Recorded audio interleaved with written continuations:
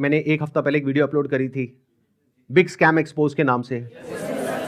तो आपके हिसाब से इस पूरी लड़ाई में कौन सही है कौन गलत है? नहीं, सिर्फ ये नहीं बोलना है कि आप प्रॉपर लॉजिकली ये बताना है कि अगर मैं सही हूं तो क्यों हूं और अगर मैं गलत हूं तो क्यों हूं। मेरा ये जो ओपिनियन है ना, वो मेरे भाई के भी एक्सपीरियंस पे बेस्ड है, ना कि जस्ट मैं आपका या किसी और का व्यू देख कर आई हूँ। बेसिकली मैंने इसको बहुत करीब से देखा है, क्योंकि जब हम 11th और 12th में थे, अभी मैं यूपीएससी कर रही हूँ यहाँ पर, तो जब हम 11th और 12th में थे तो मेरे भाई को भी ऐसे लोगों ने अप्रोच किया था, मुझे भी कई बार अप्रोच किया था। वहां पे आपने देखा होगा किस तरीके से मोटिवेट किया जाता है, कैसे एक इंसान को अलग सा ही इन्वायरमेंट क्रिएट कर दिया जाता है कि आपको समझ में ही नहीं आएगा कि क्या गलत है क्या सही है। कुछ लोगों को ये लग रहा है कि ये लड़ाई मेरे और विवेक बिंद्रा के बीच में है, जबकि ऐसा कभी था ही नहीं। ये कुछ लोग समझ रहे हैं या वो खुद समझ रहे हैं। ये लड़ाई एक्चुअल में सच और झूठ की है। ये लड़ाई एक्चुअल में सही और गलत की है। सर इसमें गलत क्या है वैसे? सर वो कोई तिकड़म लगा के अपना कोई प्रोडक्ट बेच रहा है। सर ऐसे बहुत सारे लोग हैं दुनिया में जो कुछ ना कुछ कर ही रहे हैं, कई सारी टैक्टिक्स लगा रहे हैं, और जैसे एडवर्टीजमेंट में बहुत सारा कुछ होता है। तो सर ये भी इसने भी कोई अपनी टैक्टिक्स निकाली है, तो उसमें सर गलत क्या अपना प्रोडक्ट बेचने? वेरी गुड पॉइंट कि इसमें गलत क्या है। कोई बताना चाहेगा कि इसमें कुछ गलत है या नहीं है या ये सही है? सर बेसिकली इसमें सबसे पहले हमारे लोग 18 to 25 के एज ग्रुप के बच्चों को टारगेट किया जाता है, और इसमें उनको सेमिनार तक ले जाया जाता है, और उनको ज़बरदस्ती आप अपने कुछ भी बेच रहे हो उन्हें फंसा दिया जाता है। सर अजीब टाइप के वहाँ म्यूजिक वगैरह चल रहे होते सेमिनार में। मैं खुद भी ज्वाइन किया था कंपनी में, और वो बोलते थे कि आपको आपकी दाढ़ी आने से पहले आपकी गाड़ी आ जाएगी। सर सबसे पहले मैं ये कहना चाहूँगा, क्योंकि जिस आपने बिग स्कैम वीडियो अपलोड की यूट्यूब पे, उसमें आपने ना नाम किसी का बताया ना कंपनी का नाम लिया।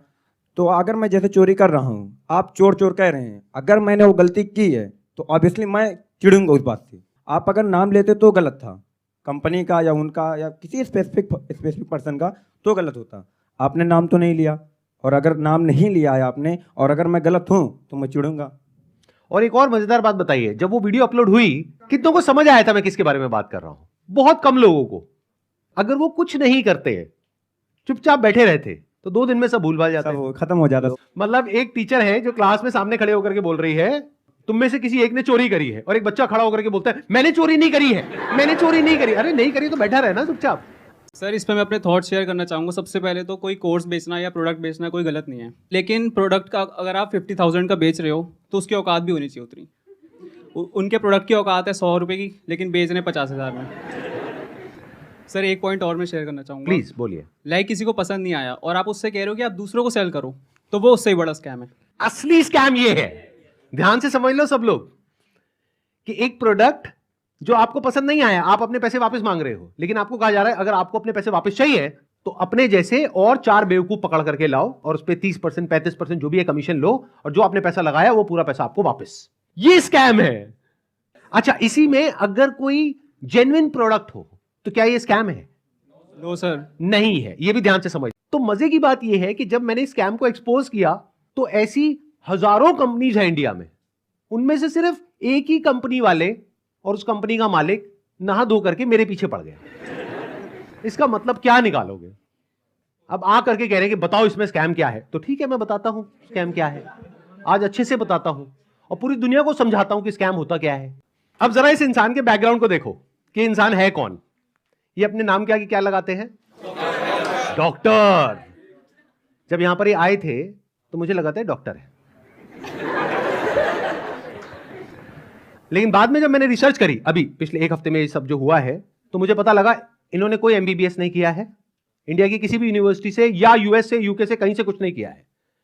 कहां से डिग्री मिली है, कैसे मिली है, वो अगर आप थोड़ा सा रिसर्च करोगे तो आपको समझ आ जाएगा। किसने बोला पाकिस्तान से? अब आपको एक बहुत मजेदार बात बताता हूं। ये सिखा रहे हैं 10 दिन का एमबीए। 10 दिन में कौन सा एमबीए होता है? मतलब इस हिसाब से आईआईएम और ये जितने टॉप एमबीए कॉलेजेस हैं उसकी प्रिपरेशन के लिए लोग कोचिंग में जाते हैं, तैयारी करते हैं कैट को क्रैक करने के लिए। उस सबकी तो कोई जरूरत ही नहीं है। साक्षात विवेक बिंद्रा जी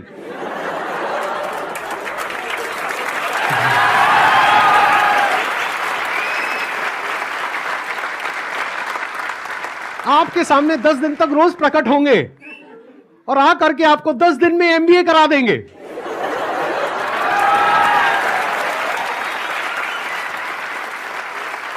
प्रोफेसर साहब, एक बात बताइए, आपने अपनी वीडियो में बोला कि एक इमेज मैं 20,000 रुपए की बेच रहा हूं, तो क्या वो स्कैम नहीं है? और वो 50,000 का कोर्स बेच रहे हैं तो वो स्कैम है? इसका क्या मतलब है? मतलब भाई साहब ये है कि मेरी जो 20,000 की इमेजेस हैं वो कौन खरीदता है? आप में से कोई भी है जिसने आज तक मेरी कोई भी इमेज खरीदी? Not even a single person. तो हमारी इमेजेस कौन खरीदता है? जो बड़ी बड़ी कंपनीज हैं, बड़े बड़े ब्रांड्स हैं, जिनकी टर्नओवर हजारों करोड़ रुपए की है, वो 20,000 रुपए की इमेज खरीदते हैं। क्यों खरीदते हैं? क्योंकि अगर वो इमेजेस हमसे नहीं खरीदेंगे और खुद शूट करेंगे तो उनका खर्चा आएगा 5 से 10 लाख रुपए, और वो इमेज कितने में मिल गई? 20,000 रुपए में। हमने जब वो शूट किया तो हमने 10 लाख रुपए लगाया, तब जाकर के 20,000 में एक इमेज बेची। तो इसमें किसका फायदा है? उस कंपनी का भी फायदा है और हमारा भी फायदा है। इसको बिजनेस बोलते हैं।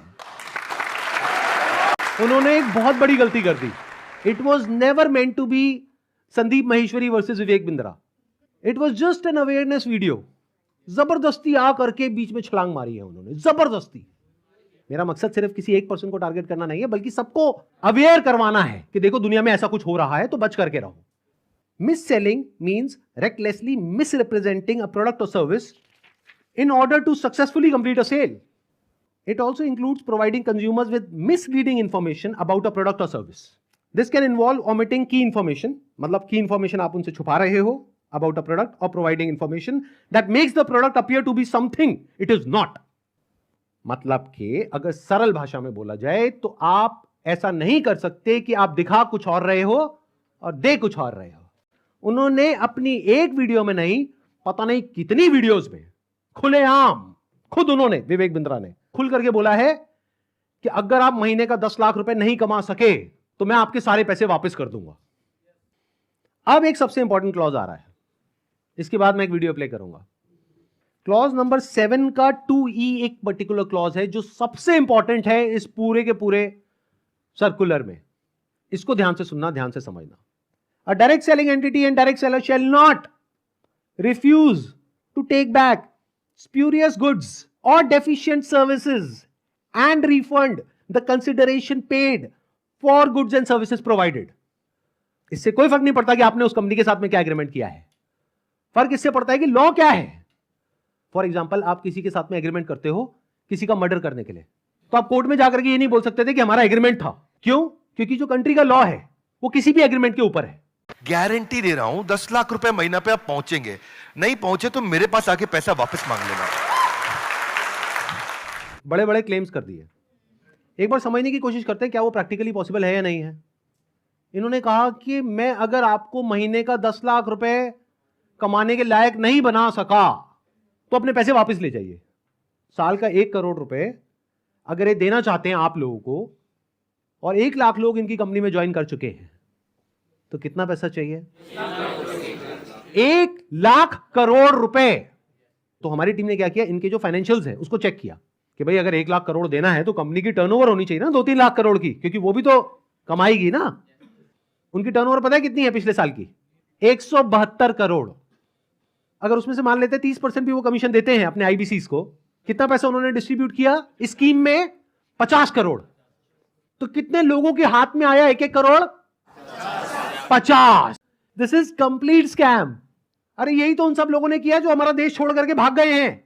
पब्लिक से पैसा ले लिया या बैंक से पैसा ले लिया, और जब बैंक आया पैसा वापस मांगने के लिए जो उसका हक है, तो उन्होंने कहा हमारे पास तो नहीं है देने के लिए, वो तो हमने पार्टीज में खर्च कर दिया। वो मेरी बर्थडे पार्टी थी ना, वहां पे डांस करने में बहुत मजा आ रहा है। अब हमें क्या करना चाहिए? क्या बस ऐसे स्कैम होते रहे सोसाइटी में और हम बैठ करके तमाशा देखते रहे? मेरा एक सिंपल सा प्लान है कि मैं अपने चैनल पर मोनेटाइजेशन ऑन करूंगा, वहां से मेरे पास में कुछ पैसा आएगा। मान लो 2-3 महीने में मेरे पास में 1 करोड़ रुपए आ जाता है, तो इस 1 करोड़ को मैं यूज करूंगा इंडिया की सबसे अच्छी लॉ फर्म को हायर करने के लिए, जो कि इन लोगों को रिप्रेजेंट करेगी जिनके साथ ये स्कैम हुआ है। उसका पैसा कहां से आएगा? मेरे चैनल पे जो एड्स रन होंगी अगले 2-3 महीने तक, वहां से आएगा।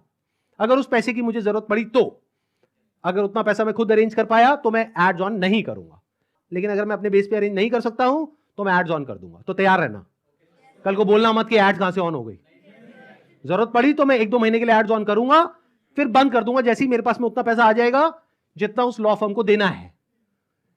फिर वापस से अगर मेरे पास में पैसा खत्म हो गया उनको देने के लिए 6 महीने बाद फिर से एड्स ऑन कर देंगे। अपने घर की खेती है, क्या दिक्कत है। अगर आपको बहुत ज्यादा डर लगता है कि पता नहीं क्या हो जाएगा, क्योंकि ये आदमी है तो थोड़ा अजीब। अभी जो कल वीडियो में आया है ये, इसने आकर के एक बार नहीं बार बार मुझे धमकियां दी है। 1 हफ्ते में देखो मैं तुम्हारे साथ क्या करता हूं। भाई तू क्या करेगा, कर ले, अभी कर ले। मैं नहीं डरता भाई, दिखता नहीं है मेरी आंखों के अंदर। मेरे को मत डराने की कोशिश कर बार बार, तू अपनी आंखें दिखा कर।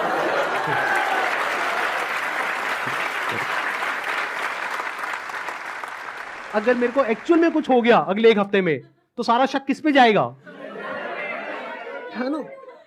कैसा प्रोफेसर है, थोड़ा तो बुद्धि यूज कर, थोड़ा तो लॉजिक नाम की चीज यूज कर। पब्लिकली आकर के मेरे को धमकाए चले जा रहा है, क्या ये लीगल है।